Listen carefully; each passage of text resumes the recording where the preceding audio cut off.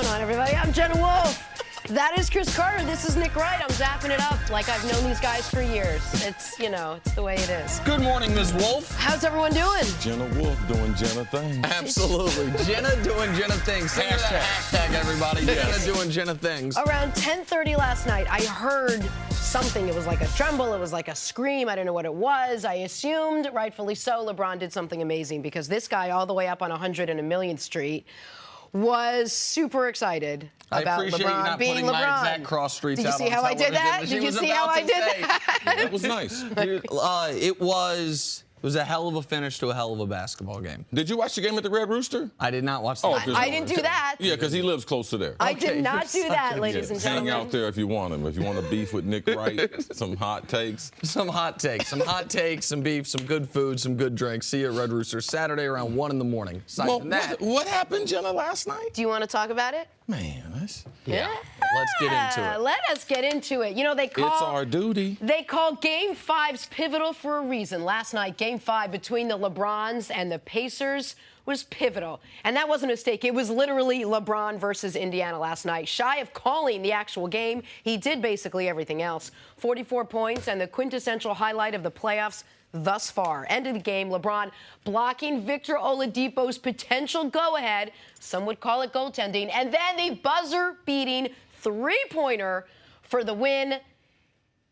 And a little bit of the crowd erupting in euphoria. Here he is after the game. Let's give me the ball. Give me the ball. They had a foul to give, so I wanted to go quick so they couldn't give up that foul because we had no more timeouts. So I was able to turn and get to my spot. It's like deja vu from a regular season game we had versus Minnesota, where I got a block on the other end and then a game winner, but that team never stops. That team never stops, and it's going to be even tougher on Friday.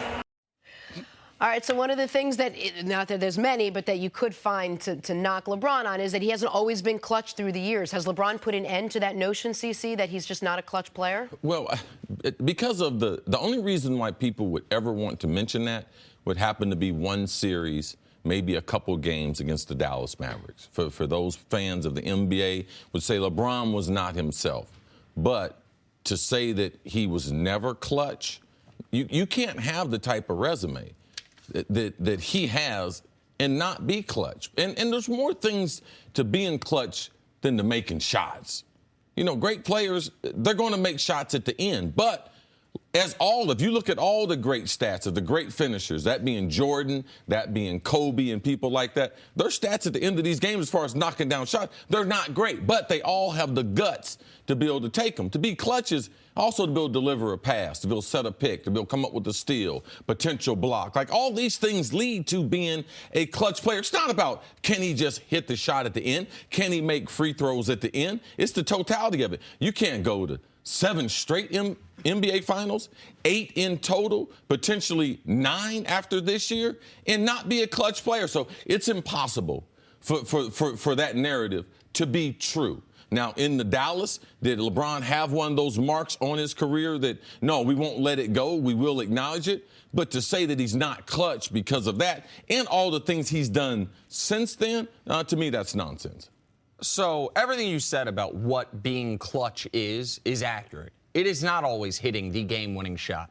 Sometimes being clutch is being so good through the first 3 quarters of the game that it is not in question in the 4th quarter of the game. Sometimes being clutch is hitting Kyle Korver open for a 3. Sometimes being clutch is having a block to save Game 7 of the NBA Finals. But the way we traditionally view it is what he did last night. 100%. And so I'm glad he had that moment last night because the guy that everyone considers the most clutch player in NBA history, LeBron now has more playoff game winners than Michael Jordan, 6-5, and more playoff buzzer beaters than Michael Jordan, 4-3. But this notion that he needed to prove it, I'm going to try in less than 90 seconds to give America a quick history lesson.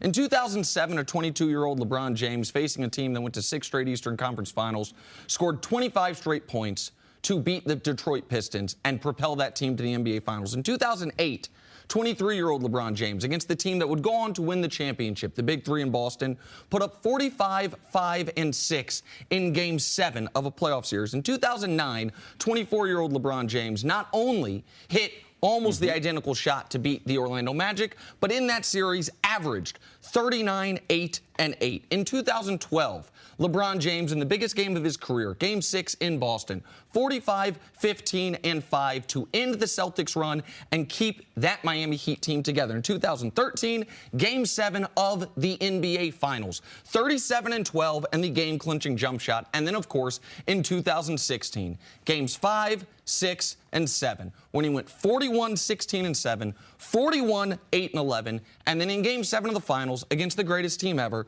a triple-double, the game-saving block, and the game-clinching free throw.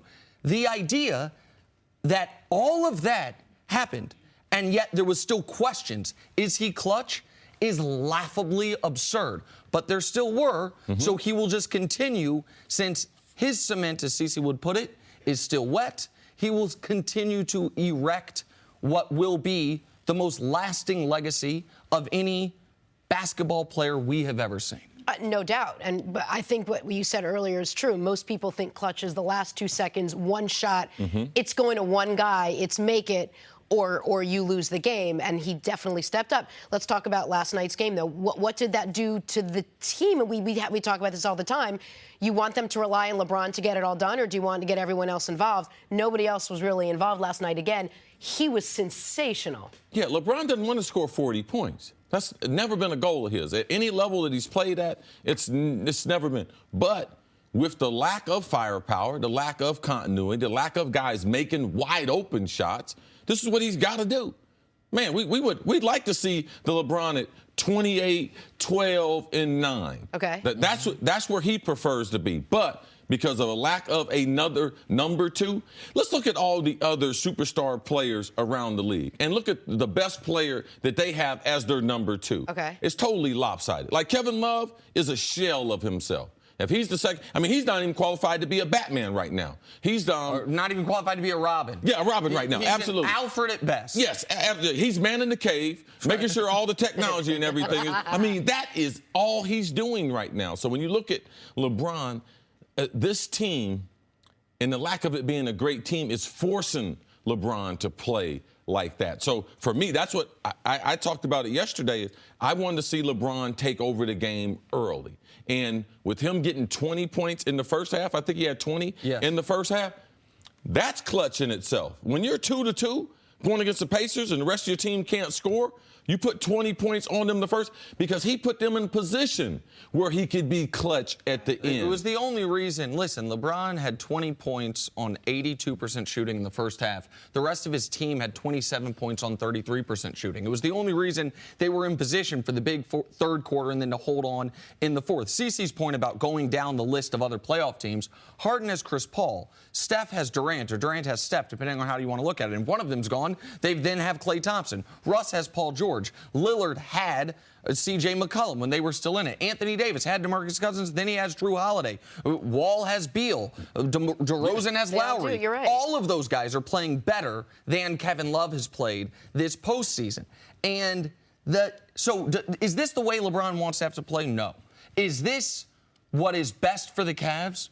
Obviously, clearly not. But it's the only option they have. And the other, to me, cool thing about last night is for people that have been trying to find ways to tear away at this almost, it would be an unimpeachable legacy except for the Dallas series. A legacy that has one black mark and then 14 other years of excellence. Yeah, but every career has that. Sure. Jordan has that. A couple of those. But people they have a little blind spot as far as looking at that. And so people that their blind spot is all they can see, being the Dallas series. This year we've heard a new narrative surrounding LeBron. Well, listen, guy can't hit free throws. He's lazy on defense, and I still don't think he's clutch. So let's just look at last night. 15 out of 15 from the free throw line. Lazy on defense. Oh, okay. So he played 42 minutes, and with 4 seconds left, he pins Victor Oladipo against the backboard. And then as far as clutch goes, in the most basic traditional definition, hit a shot that we shoot in our driveway, as LeBron said. 3, 2, 1, put it up. And what did he do? Bottoms in a game that if they lose that game, oh my goodness. We are asked, here's the question if they lose that game. Was that LeBron James' last game ever in Cleveland as a Cav? Yep. That's the discussion if they lose that game. That's what was on the line. And he answered the call as he almost then always if they lose has. that game, I really have to give out your address because then I got to have all the people come see you to resurrect you from the dead. All right, we have 7 seconds actual left. number. Who's the best player, Michael Jordan or LeBron James? Just kidding. Coming up, the Browns are on the clock. The draft is finally upon us. He lives in a big brownstone in Harlem. Are they I'll get you the about streets. to make Not Baker too far from Mayfield the number Whole one Foods. pick? Hey, Couple chill of other out, man. stops. You know. NFL draft is tonight live on Fox. Let's be honest, the Browns have been on the clock for like 8 years now. We've heard a ton of names in contention for that top pick, but now reports are out that Cleveland is down to Baker Mayfield and Josh Allen for the first selection of the night. Cece, what would you do if you were running the Browns? You had your pick of anyone out there. Who would you like? Who would you choose? Who would you want? Jenna, I'm just like a lot of reporters not putting their names to stories. General managers or former general managers or offensive coordinators. I'm going with Baker Mayfield. If I'm selecting a quarterback, I'm going with Baker Mayfield. Really? During the regular season, I thought Baker Mayfield was the best quarterback. I thought, forget about height, forget about what offense they play in. Which guy do I trust the best as far as throwing the ball? And that's Baker Mayfield. I believe the West Coast offense, which I believe 2/3 of the NFL teams, they run some version of the West Coast offense. He is athletic enough where I want a quarterback who can avoid, problems when the offensive line breaks down. He's accurate enough. He's played at a high level there at Oklahoma. He's been consistent. I mean, his passing efficiency is tremendous. Touchdowns to interception ratio. If he was 6'4", it wouldn't even be close. I believe he is the best of the quarterbacks. I believe he also has a higher ceiling as anyone else.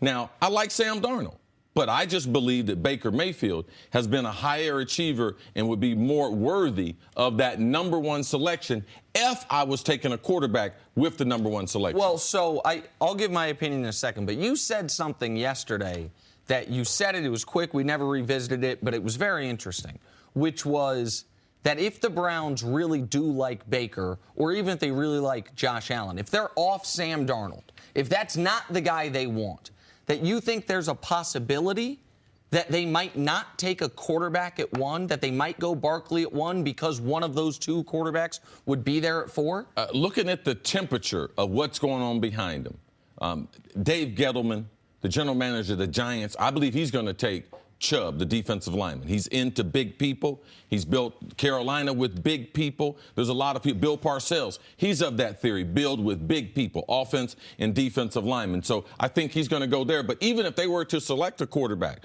you have the Jets coming behind them. Who are they going to take? Sam Darnold? Because Baker Mayfield could still be there. And then that's why I believe that the Browns are telling them we like Josh Allen or Baker Mayfield, because one of those guys will definitely be there at 4. So they can get the best offensive player, the best player, the highest ranked player in the draft, which I believe is Barkley. And on most NFL boards, he's the highest ranked player. And then they can get their quarterback with the number 4 selection. See, what's interesting there is that if you believe that Sam Darnold is the flavor for most teams that aren't Cleveland. And if Cleveland... You have to believe that. You have to believe that, but I think most people believe that. And if Cleveland truly has Allen and Mayfield, even though they're very different quarterbacks, ranked equally, then what you're describing makes perfect sense. Perfect. Because if you take Barkley at 1 and you know one of the next 2 picks is Darnold, then just by the math, by the 4th pick, either Allen or Mayfield, one of them will be there. So you could, I think most people think they will likely go the opposite direction, that they will secure their quarterback at 1 and take Barkley at 4. But the Giants, I understand they might take Chubb, but they also might say, you know what, Eli, we still owe you one for benching you. Let's just give you all the weapons in the world we can. And the Giants could take Barkley at 2. And then the Browns would not be getting the top 2 players on their board. For weeks and weeks, probably months, we heard that Cleveland was interested in Sam Darnold. And then it suddenly, in the last week and a half, it changed to maybe Josh Allen, and now it's Josh Allen or Baker Mayfield.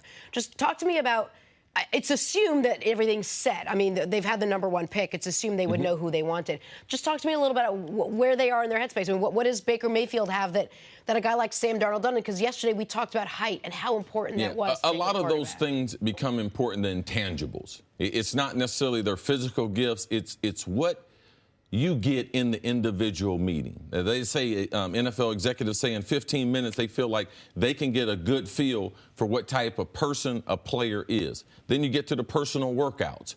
How many different things can these guys do? Then you get to football IQ. Do they love the game of football?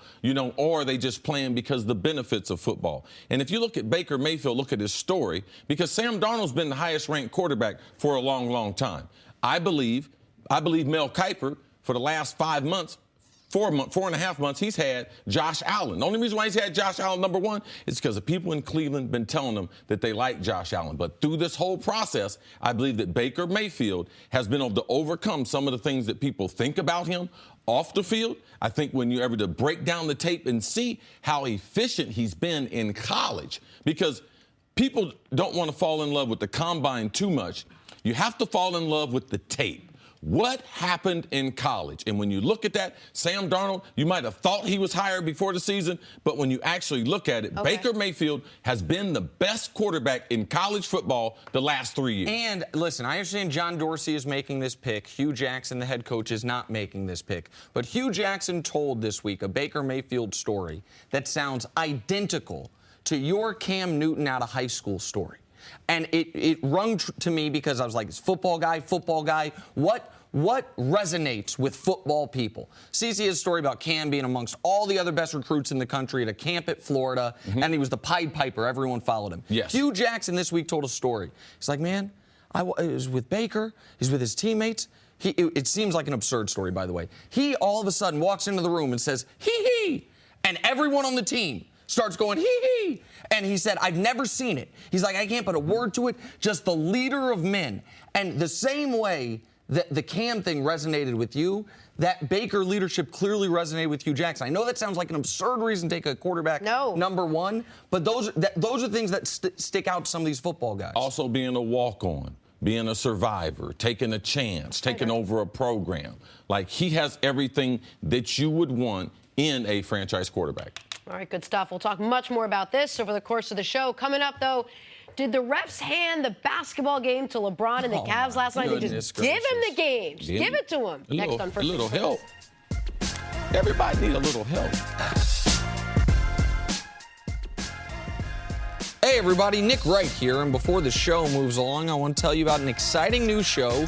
It's called the Fox Sports Daily Brief, and it's available only on Facebook Watch. Look, we all know everyone's busy, but the Fox Sports Daily Brief takes the biggest stories in the world of sports and delivers them to you in one video right on Facebook. It's all you need to know about sports from the biggest stars at Fox Sports. So log on to Facebook, search Fox Sports Daily Brief, and look for new episodes every weekday. Now, back to the show. All right, on to the Raptors-Wizards series. The home teams won each game in this one. Toronto was home last night, so they won. They take a 3-2 series lead. DeMar DeRozan leading the way with 32 points. Boom, there's 2 of them right there. Raptors will try and close out the series on Friday on the road. Nick, how impressive were the Raptors last night? Very impressive finish to the game. This is a game. They had lost back-to-back games. I thought they were the better team last night. Yet, late in the fourth quarter, it's a tie basketball game. And then they go on a big run to win the game. DeRozan was excellent. They now take full control of the series. You mentioned, Jenny, yesterday. You win Game 5, you win 83% of the time. You win Game 5 when you have home court, you win 93% of the time. They're now in firm control of what would have been a horrific series loss, 1 versus 8 after the regular season they had. And you can see, I like the style for which they were able to close out this game. A tightly contested game. Washington was playing well, but DeRozan being a star right there at home. In a typical situation, we would see, oh, man, you can't trust Toronto. They would have lost a game like this. Then they would have been facing elimination going back to Washington. This is what you wanted to see with this team, utilizing their bench, not as much as they did during the regular season, but you could see why this team won the number of games they did during the regular season. All right, and last night, LeBron James, he hit one of the biggest shots of his career. However, before the shot, LeBron had a big block on Victor Oladipo. Looked like it might have been goaltending. Oladipo was not crazy about the call, non-call after the game. Listen to this. I got a step on him. Felt like I even got grabbed on the way to the rim. It hit the backboard, then he blocked it. It was a goaltend. I mean, it's hard to even speak on it. That layup is huge. I definitely thought it was a goaltend. Of course I didn't think it was a goaltend, man. I'm trying to make plays like that all the time. And, he made a heck of a move, got me leaning right, and he went left, and I just tried to use my recovery speed and, get back up there, make a play at the ball, and I was able to make a play. All right, CC, what do you think? You watched the end of that whole game and how that series played out. Did Oladipo have a legit gripe there? Did you think it was goaltending? Yes, and no one knows better than the shooter. When you are driving to the bucket, and especially when you're getting ready to lay the ball off the glass, your coach teaches you, take the ball. If you can't dunk the basketball, take the ball to the glass, because it's not a matter of is the ball going up, is the ball going down, all right? Because once the ball touches the glass, that's why as a shooter, you take the ball to the glass. So they have to take the ball out of your hand to have a legitimate block. So he knows better as the shooter that the ball went off the glass. Now, LeBron blocked it right after it went off the glass, which is a very tough call. Also, you can't review it, but as a shooter, you know what is best. You know if he got it out of your hand or you know if it came off the glass. So, yeah, I knew that. You could see that it hit the glass first. It was a bang-bang play. They definitely should have called goaltending on it. Listen, it wasn't an obvious call. It looked in real time to me like it was the Iguodala play from the finals.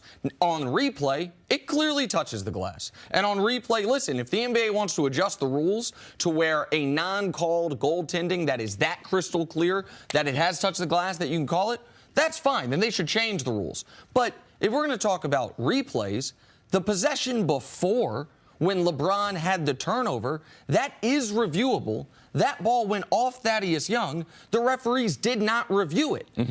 So there was an opportunity for the referees to review a reviewable play that was equally as important. I mean, you can see it right here. Thaddeus knocks it out of his hand and hits the baseline. Then it goes out off LeBron. This is a reviewable play that would have been Cavs' ball in a tie game. They didn't review that, even though they could have. The goaltend, it should have been a goaltend. But here's the thing. This is what's so nice about how that game ended. That layup's still only worth 2 points, right? And the Cavs won by 3 because LeBron hit the 3. Yeah, but you can't do it that way. Well, I'm doing it that way. Well, you can't. I'm doing it that way. And you can't do that the plays are tit for tat because Oladipo's play comes after the LeBron mistake. So the plays that happen closer to the finish, they're bigger plays. So LeBron, it's not, oh, man, that was just as big. No, it wasn't just as big because also it was a pass compared to 2 points. You don't know if that pass is going to convert into a positive play. Sure, and I agree with you. Typically, the closer you get to the end of the game, obviously, the more influence those calls have. But it's not like I'm talking about a play that happened mid-third quarter. No. It was the possession before, and it was, you're right, it's not a guaranteed 2 points like the goaltend is, but it is Cavs' ball in a tie game to where the Pacers are potentially trailing when they have the basketball. But the other thing is this, this is not one of those, oh, my God, how did he miss the call moments. In real time, I think people were like, that looked like a block, might have been a goaltend. Sure. It wasn't an obviously blown call until we got the benefit of the replay. And I know that we don't know what the Cavs necessarily would have done on the next possession. My guess is they would have shot a 3. My guess is LeBron would have had it. My guess is the Pacers would have foolishly, in each instance, not used their foul to give. I'm confident in all those things. And I also feel like the right team won last night. Oladipo? Of course you do. No, well, but also, go ahead. What? How'd the right team win? Who's the right team? The team that I thought had played better throughout the game, the team whose best player played excellent, as opposed to the team whose best player had his worst game of the season. But it's a team sport, though. Mm-hmm. If you have the rest of the team, the totality of the team, and the coach make good adjustments, just because some star plays, they don't deserve to win the game more. It's a team sport. No one deserved to win the game. At the end, whoever wins it is whoever who makes the plays. They deserve to win the game, not But that's exactly what happened. Whoever won it was the team that made the plays, right? Right? I mean, do you disagree? LeBron made both those plays. To me, I don't care who wins. Sure. All right? I want to see some great basketball, and you need to deserve to win the game at the end. These plays affected the outcome of the game. That's what the question is. It was a goaltending call. It's not about who deserves it. Everyone deserves to win. No one deserves to win more than the other team. So I disagree with you on that. The Cavs didn't deserve to win. The Cavs had a double-digit lead in the fourth quarter at home. The Pacers fought their way back. What difference does it make who did it? Could have been the 13th guy. It could have been the guy from the concession stand. I knew it was what that difference guy. did it make? Like, that doesn't make so one team more deserving than the other. Just quickly before we move on, are you guys enjoying the non-calls in the game? Like, we haven't gotten a ton of whistles in the playoffs so far, and one affected LeBron and one didn't affect LeBron. I like when they let them play foul-wise. Listen, the out-of-bounds call you need to get right. The goaltending call you need to get right. I'm not enjoying that they didn't call what was an obvious goaltend. I happen to think the only difference is the Cavs would have won by 1 instead of 1 by 3. But I'm not enjoying that they missed what was a goaltend, because I'd rather not be talking about this part of the game. I'd rather be talking about every other part of the game. All right, tonight at 8 o'clock, I don't know if you guys heard, the NFL draft is happening on Fox. Couple of questions to ponder. 1, who will the Browns take at the top spot? 2, will the Giants take Saquon there? And 3, how will the Jets inevitably botch everything?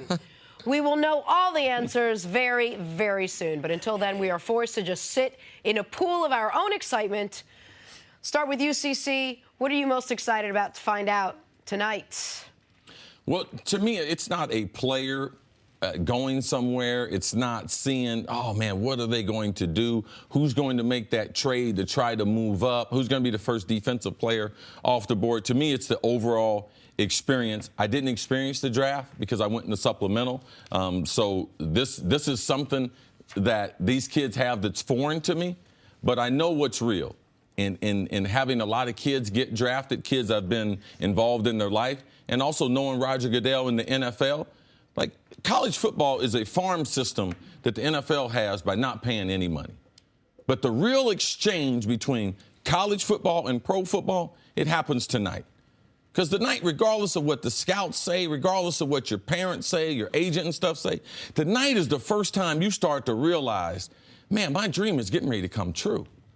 And when you see the commissioner, and commissioner announces the first round, it is such a game-changing moment, not only for that player, but for their families, for the moms that, man, been washing uniforms like dreams realized. And I know Roger knows the financial impact that handshake and calling that name, what it does for families. So Roger gets caught up into it. When he first started announcing the draft, Roger wasn't the way he is right now, but people have explained to him how important it is and the overall excitement.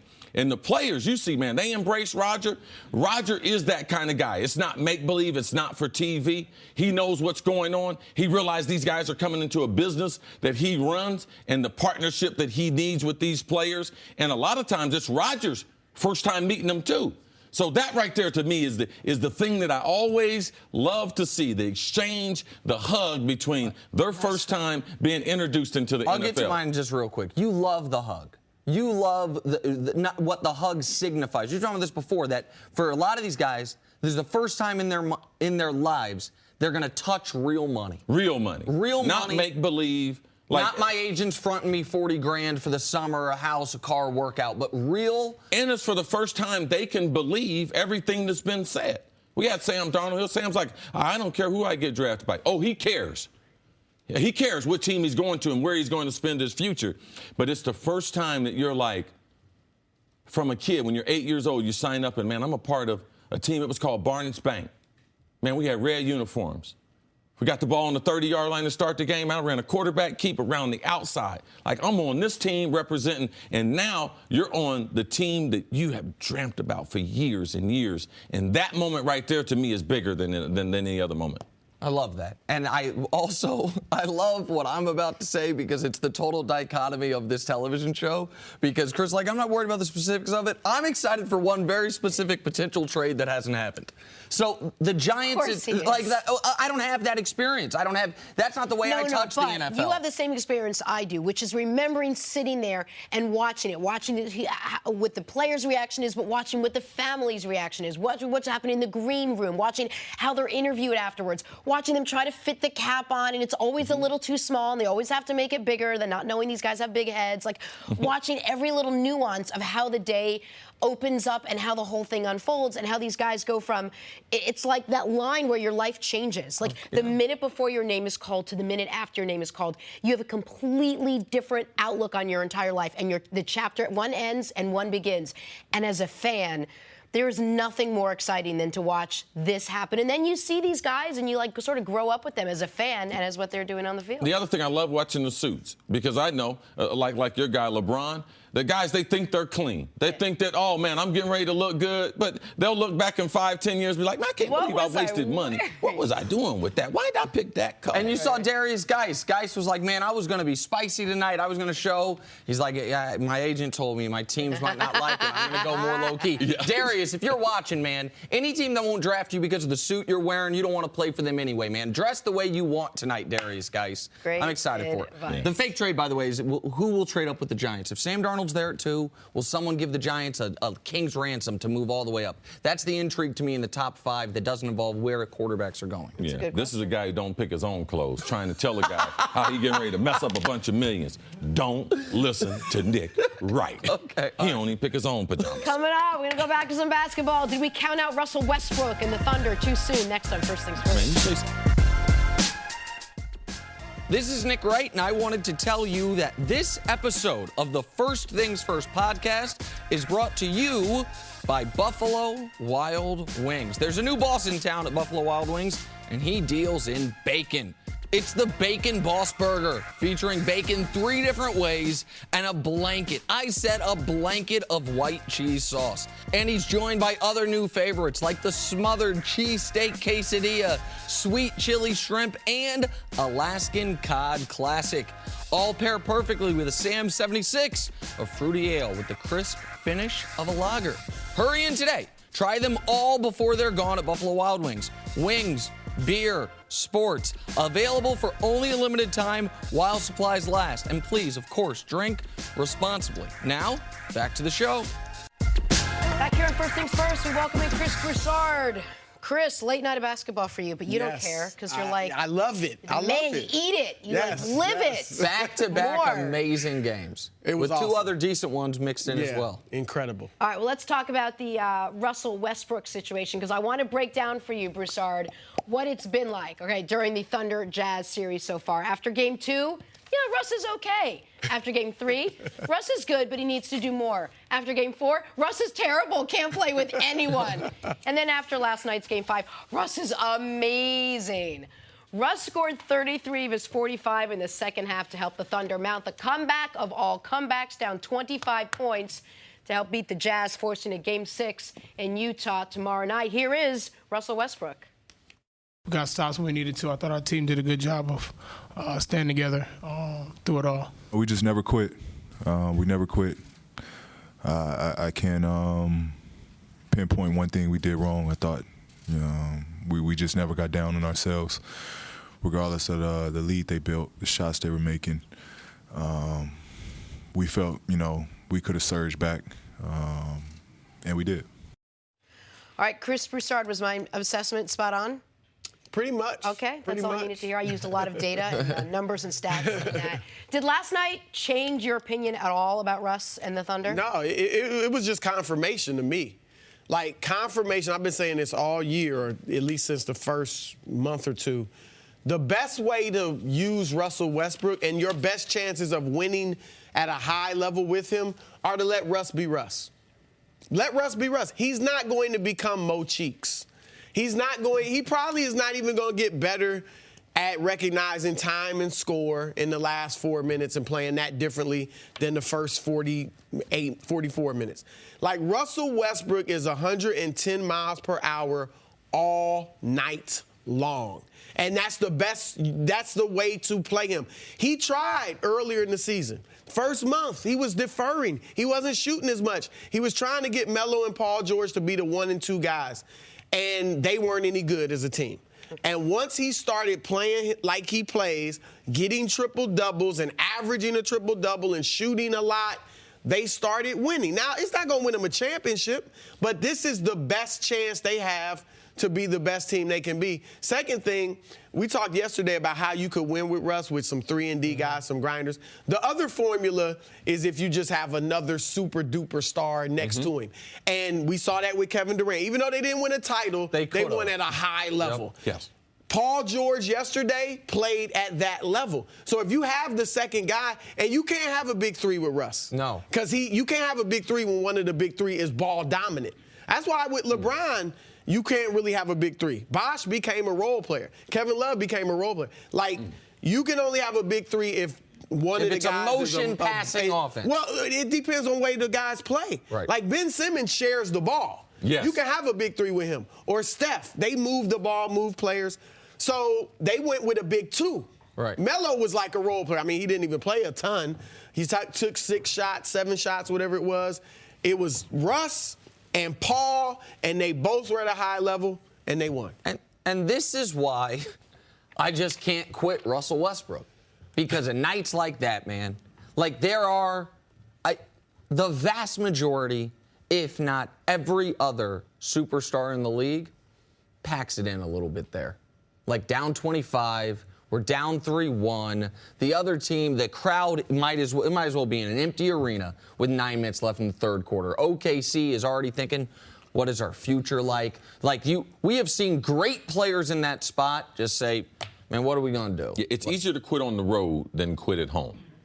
Fair enough, but I agree. The level I'm not talking about down 15. You're down 25. Midway through the 25, it's easier. The reason why I know this, we played the Giants in NFC Championship, started off the game down 21-0 on the road. That's the only reason why the game got out of control. At home, you have other things that lead to you making a comeback. Besides, just the bench is not the only one hoping. You got 17, 20,000, in a basketball arena, hoping to make a comeback. It's easier to make a comeback, especially for role players at home, than it is on the road. Fair enough. I mean, they'll never come back from 25 at Utah. The only comparison I can think of to what we saw last night was actually a game where the team that came back was on the road, but it was one of the most bizarre games in NBA history. The Rockets-Clippers 2015, Game 6, when they're in L.A. Without Harden. With Harden on the bench. Now, they weren't down 25, but they were down, I think, 17. No team has been down that much in the third quarter to not be trailing entering the fourth quarter in the last 20 years in the NBA. And it might be further than that. That's playoffs or regular season. The data only just went back 20 years. But your point about the team that needs to be around Russ is why this season, unless they go win in Utah in Game 6, and then it's a little different story because I think they'd win Game 7, this season's a missed opportunity. Because Paul George is the perfect teammate for him. Because Paul George does some of the things Russ doesn't do. He's big and long. He is, I think, better suited as a number 2. No question. And so if you had not spent the money they spent on Melo and they had done some of the 3-and-D things you're talking about, maybe this team's a little bit different. But Russ's effort last night, was inspiring to me. Like, just the all-out, I'm not going to let it end like this. From 25 down to where you are comfortably ahead with 3 minutes left in the game is insane to me. Yeah, it's like I tell people, sometimes you have a Bentley. If it's got a dent in it, what do? If you can't get it repaired, you just keep rolling it. I mean, it's still a Bentley, and that's what he is. But he's got a dent in it. Because it's going to take a volume of shots. Last night, how many points LeBron scored? 44. All right, how many shots he take? 24. Russ, how many points he scored? 45. 40. He scored 39. one more point? Yeah. How many shots he take? 39. 15 more shots. How many shots he take last night? 39. And he was hitting his 3, which is unusual. He took 39 shots, all right, to be able to get this number of points. So even if you are in love with Russ, you got to realize she's not a perfect date. Right. All right? She's not a perfect car. This is how Russ is going to play.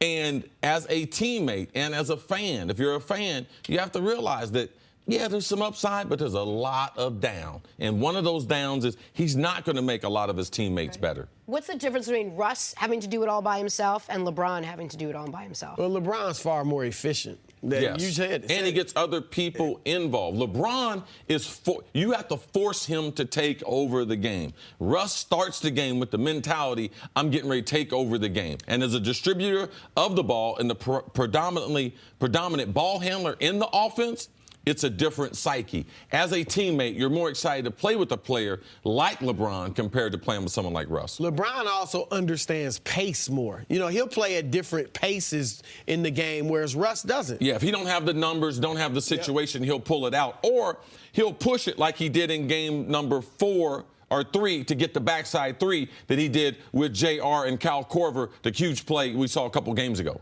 Real quick question for you. I think that if this goes 7, OKC will win. I think Utah, the stomach punch of losing a 25-point lead, then you're young. Yep. It is so hard to win on the road. I told you they were celebrating after game number 4. After the game, they was listening to the crowd. And so, what do you think the Thunder's chance are in Game 6? Game 6, to me, the winner of Game 6 wins the series. Obviously, if Utah wins Game 6, they win the series.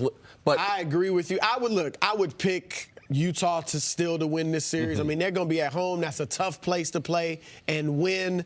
Like you said, I think they celebrated. They probably learned something from that. Look, and Gobert being out at times with foul trouble enabled Russ to get to the rim, which has been a problem for him with Gobert in there. So I think Utah will win it. But I agree with you. If OKC pulls it out, I think they have the advantage. All right, Chris, stick around. We'll see you a little bit later in the show. Coming up, back to football. Are the Cleveland Browns about to shock the world with that first pick? Joel Klatt joins us live from Dallas to break it all down. Hey, man. For the first time ever, the NFL Draft is live on Fox. Join Troy Aikman and Joel Klatt in Dallas for all the big picks tonight and tomorrow, live on Fox and the NFL Network.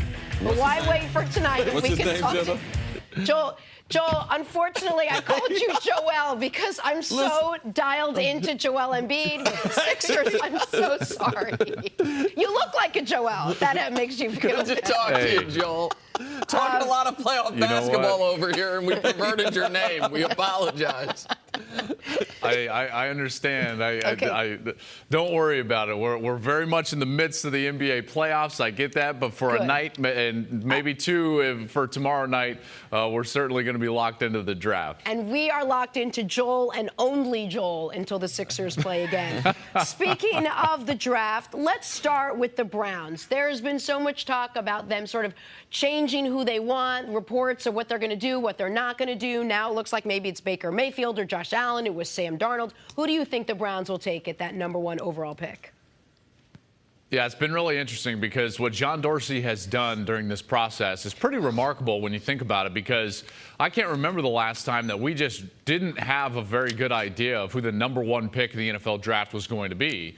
Now, we've narrowed it down. There's certainly that, but they have held their cards so close to the vest and done a great job of it. Now, we are starting to get some late reports, and I can confirm a few different conversations that I've had. In fact, more than 3 that have confirmed that the Browns are down to actually Josh Allen and Baker Mayfield, and that Sam Darnold might be the one on the out with the Cleveland Browns. So don't be surprised if it's either Mayfield or Allen. And of the 2 players, Allen very much more fits what John Dorsey has done in his past. He's more of a projection type of a guy in a draft from a GM perspective. So my hunch right now, guys, is that Josh Allen, the quarterback for Wyoming, is going to be the first name said tonight in AT&T Stadium. And candidly, that's a little bit of a surprise for me. I thought it was going to be Darnold this whole time, but it looks like Darnold might be slipping towards 2 and 3.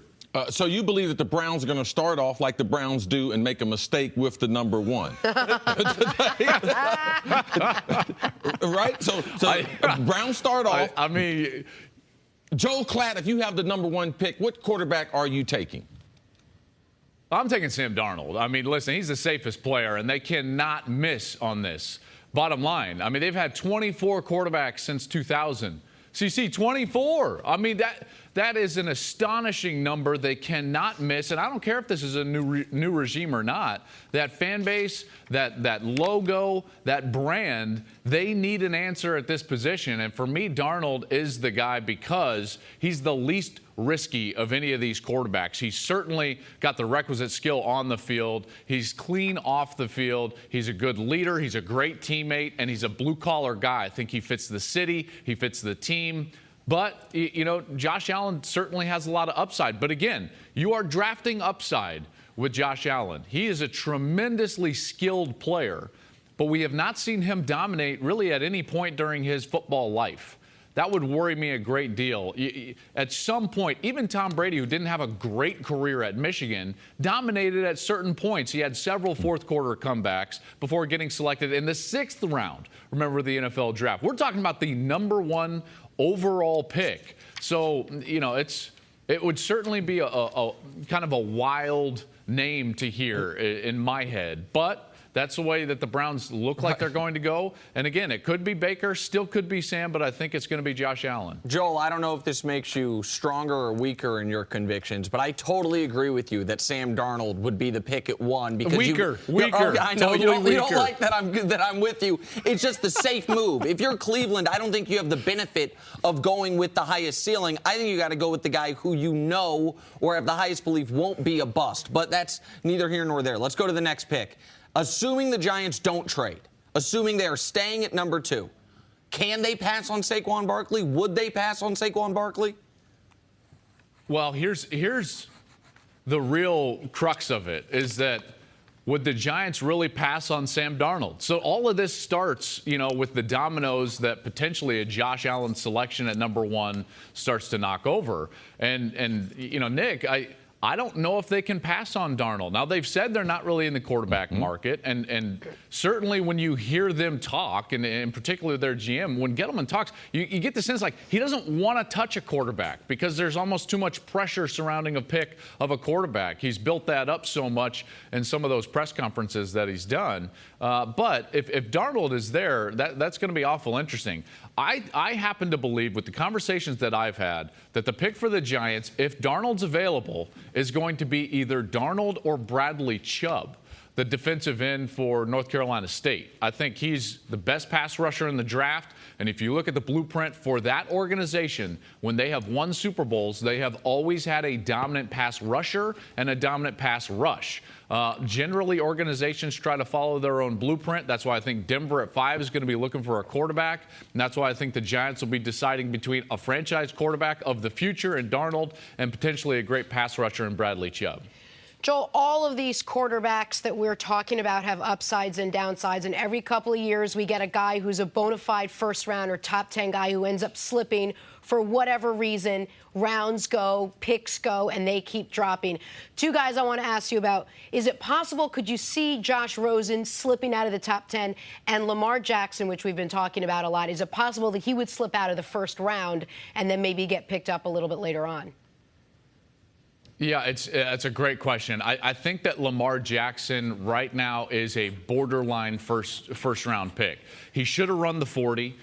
It would have set him apart from some of these other quarterbacks. It doesn't mean that you're going to play a different position just because you can run a blazing fast 40.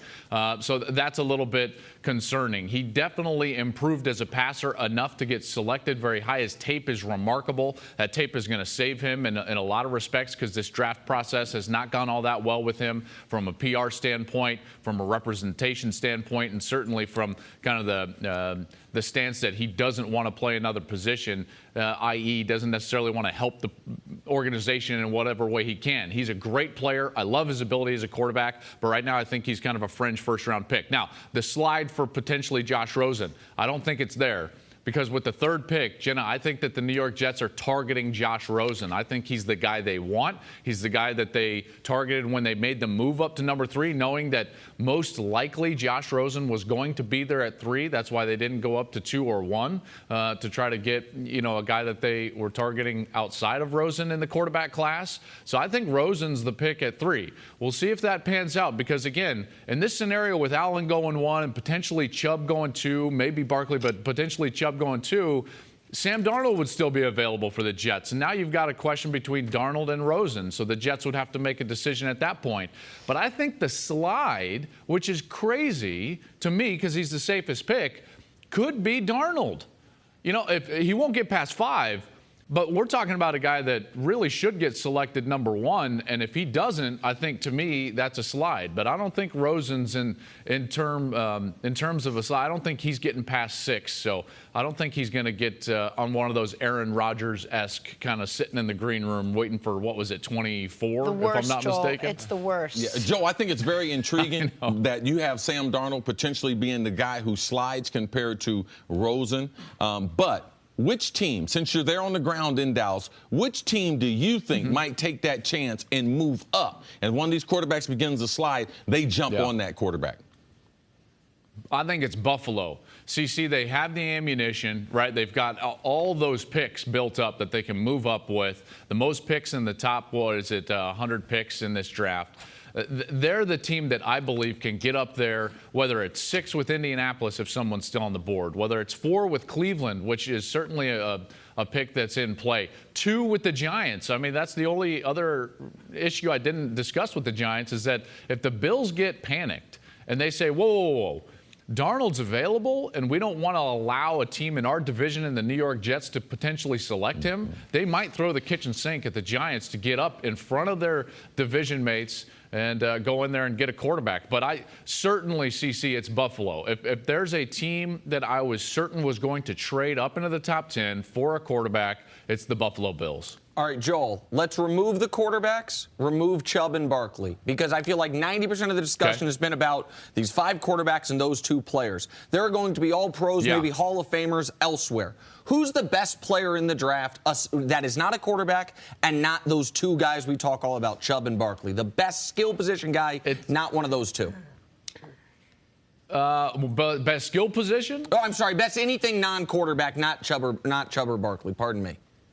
I think it's Quentin Nelson. It's like the non-sexiest conversation of all time, an offensive guard, right? But I tell you what, when you're a quarterback, you love that offensive guard. Quentin Nelson is a great player, and I think he's the top overall prospect in the draft. If you're telling me you got to bet your mortgage on one of these guys having a gold jacket at the end of their career, it's Quentin Nelson, the guard from Notre Dame. He's nasty, which you want in an offensive lineman. He's great in pass protection. He's dominant in run blocking, and what I love most about him, guys, is he sets that pocket. So as a quarterback, the worst thing you can do is have the pocket kind of dump into my lap. But if I have a guard that can set the front of the pocket and I can step up, guess what I can do? Get the ball down the field to Chris Carter. That's what I want to do. That's what I want to hurt the defense with. He allows me to do that. I think Quentin Nelson is an all-pro caliber player very early in his career. Joel Klatt, you're a smart guy.